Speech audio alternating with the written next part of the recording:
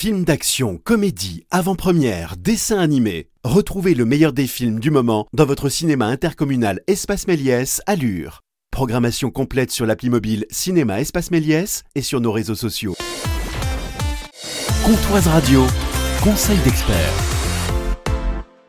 Bonjour Mathieu Cucherosset. Bonjour. Vous êtes gérant d'entreprise Voignier Paysagiste. Il y a des arroseurs automatiques, mais ça coûte cher. Il y a donc une alternative, les Zoya. Les Zoya sont en fait une technique d'arrosage ancestrale. Ce sont des jarres en terre cuite qui sont enterrées et qui permettent une diffusion lente de l'eau par porosité naturelle. Elles permettent notamment de faire des économies d'eau majeures jusqu'à environ 70%. C'est important dans notre région. Oui, tout à fait.